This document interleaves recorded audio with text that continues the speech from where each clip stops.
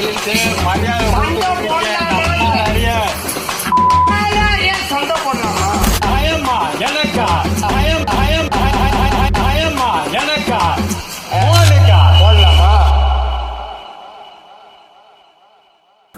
To fake ID. நீங்கள் பார்த்துட்டு இருக்கிற ஷோ பட்டி டிங்கரிங். லாஸ்ட் எபிசோடில் கான்ஸ்பிரசி தியரிஸ் கிளப் அப்படின்ற பேரில் 2 பேரை பட்டி டிங்கரிங் பார்த்தோம். ஒன்று தமிழ் பொக்கிஷன் விக்கி, இன்னொன்று ஒரிசா பாலு, அதாவது பாலுவையா. பாலுவையாவுடைய ஃபேன்ஸ் அந்த ஷோவை பார்த்துட்டு, எப்படி நீங்கள் எங்கள் ஐயாவை நீ அப்படி பேசலாம், மரியாதை இல்லாமல் எப்படா எங்கள் ஐயாவை பேசலாம் அப்படின்னு சொல்லிட்டு வந்து கடிச்சு வச்சுட்டாங்க.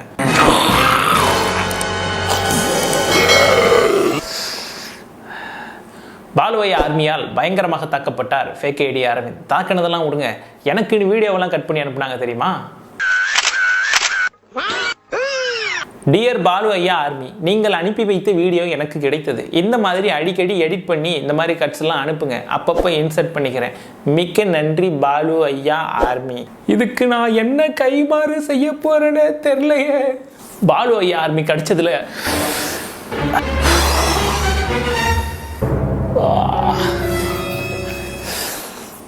இதெல்லாம் பரவாயில்ல. பட் நிறைய பேர் வந்து கமெண்ட்ல, ஏய் அடுத்தவன் கண்டென்ட் நீ ஏன்டா யூஸ் பண்ற, முடிஞ்சா உன் கண்டென்ட்டை போடுறா, முடிஞ்சா உன் கண்டென்ட்டை போடுறா, இப்படி அடுத்தவங்களோட வீடியோ யூஸ் பண்றியே, வெக்கமா இல்ல? அடுத்தவன் உழைப்புல முன்னேறாதடா, ஊன்றி பிழைக்காத, சொந்த உழைப்புல முன்னேறா. டேய் தைரியமா இருந்தா நீயே கண்டென்ட் போடுறா, சொந்தமா வீடியோ போடுறா, முடிஞ்சா நீயே போடுறா கண்டென்ட்.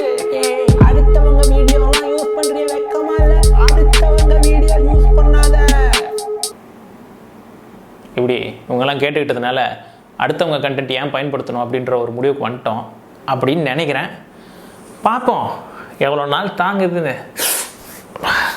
பட் அதெல்லாம் பரவாயில்ல. நான் இந்த மாதிரி கான்ஸ்பிரசி தியரி பேசுறீங்களடா அப்படின்னு கேட்டதுக்கு, ஏய் நீ தெலுங்கன் தானே, தெலுங்கண்டா நீ, தெலுங்க தெலுங்க தெலுங்க தெலுங்க தெலுங்க தெலுங்க தெலுங்க தெலுங்க தெலுங்க தெலுங்க தெலுங்க தெலுங்க தெலுங்குடா, நீங்க தெலுங்குடா, தெலுங்கடா, நீங்க ஒத்துக்கடா, நீங்க தெலுங்கடா, எப்ப காலில் கூட விடுறா, தமிழனே இல்லடா, நீங்க தெலுங்கண்டா. இந்த மாதிரி எனக்கு தெலுங்கு பட்டம் கொடுத்து என்ன தெலுங்குனா கன்வெர்ட் பண்ணிட்டாங்க. இப்போ நான் எப்படி திரும்ப தமிழனா கன்வெர்ட் ஆகிறது அப்படின்னு சொல்லிட்டு ரொம்ப யோசிச்சுட்டு இருக்கிறேன். எனக்கு என்ன தோணுதுன்னா, இவனுங்க பேசுகிற மாதிரியே நாமளும் வந்து ஏன் கான்ஸ்பிரசி பேசக்கூடாது, ஏன் இவனுங்களை மாதிரியே பயங்கரமாக கதை அளக்கக்கூடாது. எஸ், நாமளும் கான்ஸ்பிரசி தியரி பேசுகிறோம், நாமளும் வண்டையாக கதை அளக்கிறோம், நாமளும் எல்லாரையும் முட்டாளாக்குறோம், எல்லா பைத்தியக்காரனையும் ஒன்றா சேர்க்குறோம், நாம கான்ஸ்பிரசி தியரி பேசுகிறோம், நாம மிகப்பெரிய சாம்ராஜ்யத்துக்கு தலைமை தாங்குறோம். Yes, let's go to the show.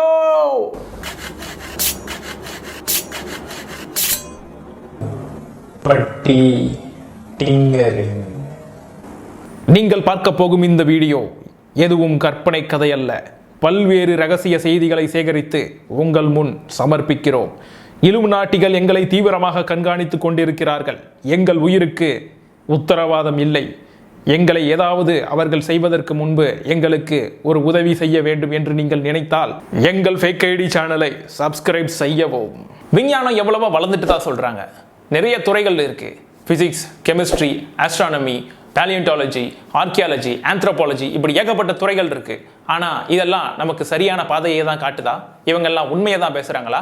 ஆராய்ச்சி, ஆய்வுகள் என்ற பெயரில் தமிழர்களை முட்டாளாக்கி கொண்டிருக்கிறது ஒரு கூட்டம். அவுட் ஆஃப் ஆப்பிரிக்கா மைக்ரேஷன் என்ற தியரியை முன்வைத்து முதலில் மனிதன் ஆப்பிரிக்காவில் தான் தோன்றியிருக்க வேண்டும், அங்கு இருந்தே அவன் புலம்பெயர்ந்து மற்ற கண்டங்களுக்கு சென்றிருக்க வேண்டும் என்று நம்மை ஏமாற்றிக் கொண்டிருக்கிறார்கள் இந்த இன துரோகிகள். எஸ், இன துரோகிகள். அதாவது நம்ம கல்யாண சுந்தரம் மாதிரி நம்ம அண்ணன் சொன்னார்ல, அதாவது தோல் மேலே ஏறி வாயிலேயே வேணாம், அது வேற மாதிரி இருக்கும். நம்ம அடுத்தது கண்டினியூ பண்ணிடலாம்.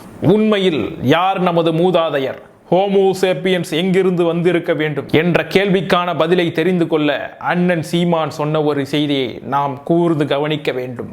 அமெரிக்காவின் மொழியியல் ஆய்வறிஞர் அலெக்ஸ் கொலியர் சொல்கிறார், உலகத்தில் மனிதர்கள் முதலில் பேசிய மொழி தமிழ்தான் என்று மாணவர்களுக்கு பாடம் எடுக்கிறார். யார் இந்த அலெக்ஸ் கொலியர்? யார் அவரு? தமிழே உலகம் முழுவதும் பேசப்பட்ட முதல் மொழி என்று தன் ஆய்வின் மூலம் நிறுவியவர் தான் அலெக்ஸ் கோலியர். முதலில் இந்த உலகத்தில் மனிதர்கள் தோன்றுவதற்கு காரணமாக இருந்தது பிளேடியன்ஸ் எனப்படும் வேற்று கிரகத்தில் இருந்து இங்கே குடிபெயர்ந்த வேற்று கிரக மனிதர்கள் தான் என்பதை அலெக்ஸ் கோலியர் தனது ஆய்வின் மூலம் நிறுவினார். ஆமாம், இந்த விஷயம் எப்படி அலெக்ஸ் கோலியருக்கு தெரியும் அப்படின்னு தானே கேட்குறீங்க? எனக்கு அதே தான் தோணுச்சு. தனது சிறு வயதில், அதாவது 8 வயதில் அலெக்ஸ் கோலியரிடம் வேற்று கிரகத்தில் இருந்து பிளேடியன்ஸ் எனப்பட்ட ஏலியன்கள் தொடர்பு கொண்டு கருத்து பரிமாற தொடங்கினார்கள். அதன் மூலம் பல்வேறு செய்திகளை அலெக்ஸ் கோலியரிடம் தெரிவித்தார்கள் அந்த ஏலியன்கள். 5,60,000 ஆண்டுகளுக்கு முன்பு ஆகஸ்ட் 30ஆம் தேதி இந்த உலகத்தில் வந்து தரையிறங்கினார்கள் அந்த ஏலியன்கள். ஸ்பேஸ் ஷிப்பின் மூலம் லெமூரியா கண்டத்திற்கு வந்து இறங்கிய பிளேடியன்கள் தான் கொண்டு வந்திருந்த முட்டையை உருட்டி விட்டார்கள். ஆம், அந்த உருட்டிவிட்ட முட்டையிலிருந்து முதல் மனிதன் வெளியே வந்தான்.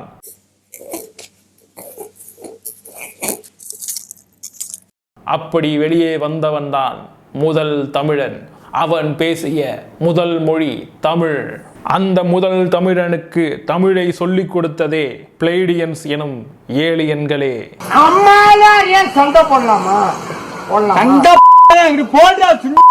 லெமூரியாவிலிருந்து கொஞ்சம் கொஞ்சமாக மாயவரத்தை வந்தடைந்தார்கள் நம் தமிழர்கள். மாயவரத்திலிருந்து பல்வேறு இடங்களுக்கு புலம்பெயர்ந்தனர் தமிழர்கள். ஆம், இந்த மாயவரத்தானே பின்னாளில் அமெரிக்காவில் மாயன்கள் என்று அழைக்கப்பட்டனர். சொல்லப்போனால் அமெரிக்கர்கள், ஆப்பிரிக்கர்கள், ஆஸ்திரேலியா கண்டத்தை சேர்ந்தவர்கள், சீனர்கள், ஜப்பானியர்கள், ஏன் இங்கிலாந்து நாட்டை சேர்ந்தவர்கள் அனைவரும் நமது பங்காளிகளே. அந்த நேசத்தில்தான் இங்கு வந்த ஆங்கிலேயனை நாம் உபசரித்து வரவேற்று கொண்டோம். அம்மா, கதை நடந்தது மறைச்சுக்கிறானுங்க, எல்லாத்தையும் மறைச்சுக்கிறானுங்க நம்மகிட்ட. சயின்ஸ், ஆஸ்ட்ரானமி இதெல்லாம் இப்போ வளர்ந்துருக்குன்றோம். ஆனால் இதுக்கு முன்னாடியே இதெல்லாம் பயங்கரமாக வளர்ச்சியில் இருந்தது அப்படின்னு சொன்னால் அவங்களால நம்ப முடியுதா? பிரம்மாண்டமான பிரகதீஸ்வரர் கோயிலை நமது முப்பாட்டன் ராஜராஜ சோழன் எப்படி கட்டினார்? இயந்திர வசதி, மின்சார வசதி எதுவும் கண்டுபிடிக்கப்படாத காலகட்டத்தில் எப்படி கடல் கடந்து கடாரம் போன்ற தூர தேசங்களில் சென்று கடல் பயணம் மேற்கொண்டு பல்வேறு சாதனைகளை படைத்திருப்பான் நமது முப்பாட்டன் ராஜராஜ சோழன். ராஜராஜ சோழன் அறிவை பாருங்க, தமிழர்களின் அறிவு. ஒரு ஆமையை கடலுக்குள்ள விட்டுட்டீங்கன்னா ஆமை எப்பவுமே சமுத்திரத்தை நோக்கி போகும். ஆமையை கடல்ல விட்டு ஆமையோட கழுத்துல கைத்த கட்டி ராஜராஜ சோழனின் கப்பல்கள் அப்படித்தான் கரையை நோக்கி போச்சு. அடடே, ஆமையை பற்றி ஆட்டுக்குட்டியே சொல்லிவிட்டதே. ஆமையை கடல்ல விட்டு ஆமையோட கழுத்துல கைத்த கட்டி ராஜராஜ சோழனின் கப்பல்கள் அப்படித்தான் கரையை நோக்கி போச்சு.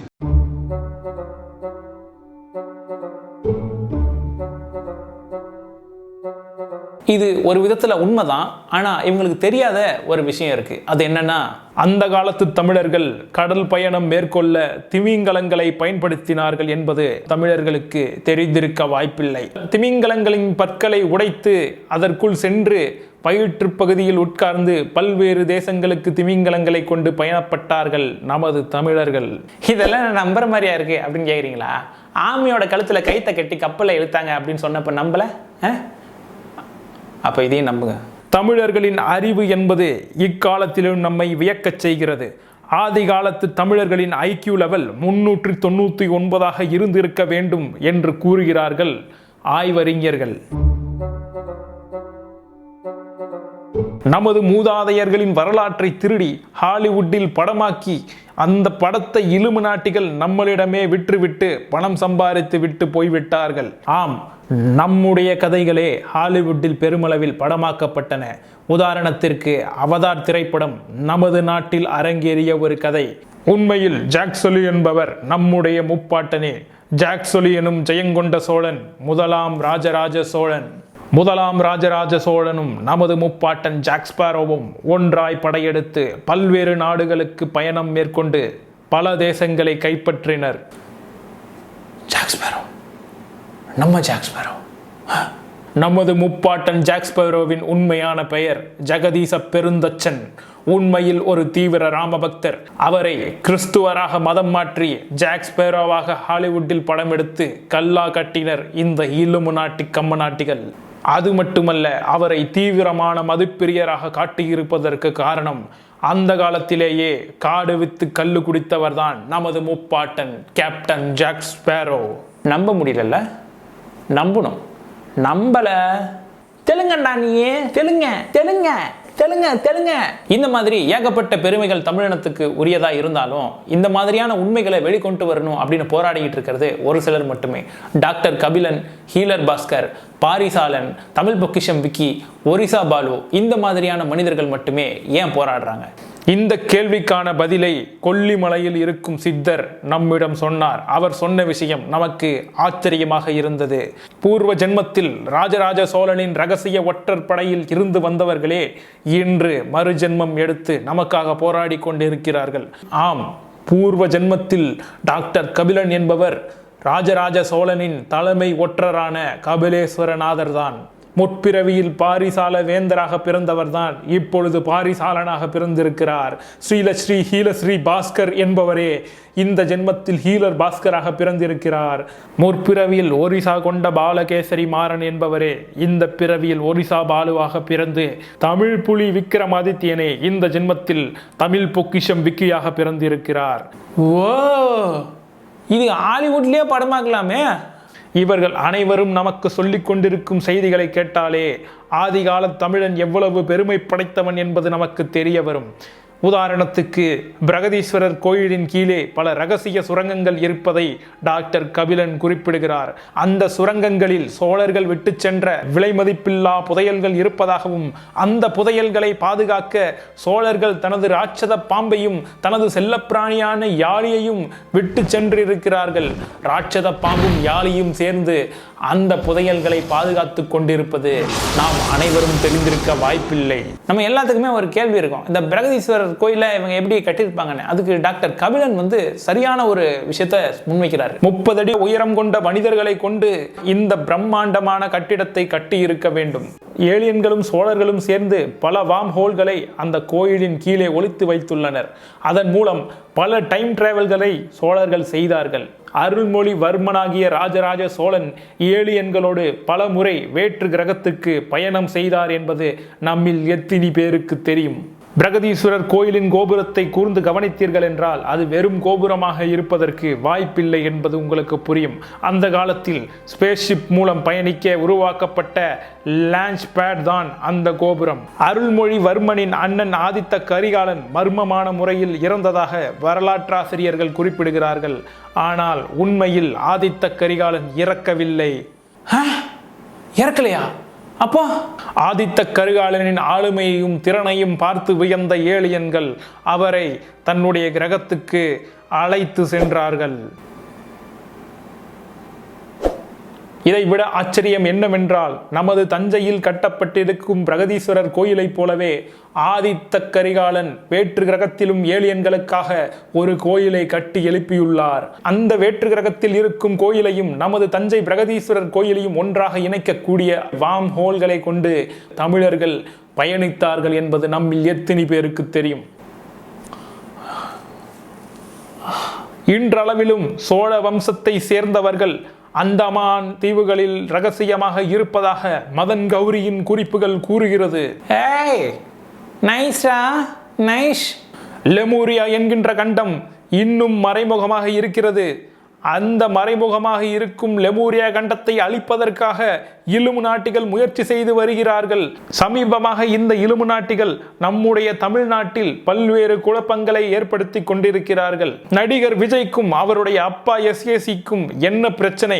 உண்மையில் இவர்கள் இருவருக்குள்ளும் பகையை மூட்டி அதில் குளிர்காய பார்க்கிறார்கள் இந்த இலுமினாட்டிகள். இதைவிட பேரதிர்ச்சி என்னவென்றால் சமீபமாக சிம்பு எடை குறைந்து ஸ்லிம்மாக காட்சியளிக்கும் புகைப்படம் சமூக வலைத்தளத்தில் வைரலானது. ஆனால் உண்மை என்னவென்றால் சிம்புவை இல்லுமினாட்டிகள் 4 மாதங்களுக்கு முன்பே அழைத்து சென்று விட்டார்கள். இப்பொழுது இடை குறைந்து சிம்புவாக ஈஸ்வரன் படத்தில் வருவது உண்மையில் சிம்பு அல்ல, அவரை போன்று முகத்தோற்றம் கொண்ட ஒரு இல்லுமினாட்டி ஏஜென்ட்டே. இதெல்லாம் கேட்டுட்டு என்ன ஃபேக் ஐடி, நீயும் கான்ஸ்பிரசி தியரி எல்லாம் பேச ஆரம்பிச்சிட்டியா அப்படின்னு கேட்டீங்கன்னா, கான்ஸ்பிரசி தியரி என்ன அப்பா விட்டு சொத்தா? இறங்கடா பார்த்துருவோம்.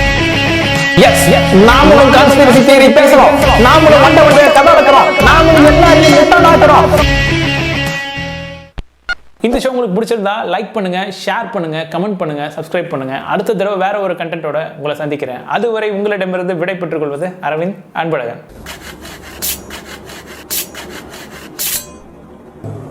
பட்டி டிங்கரிங்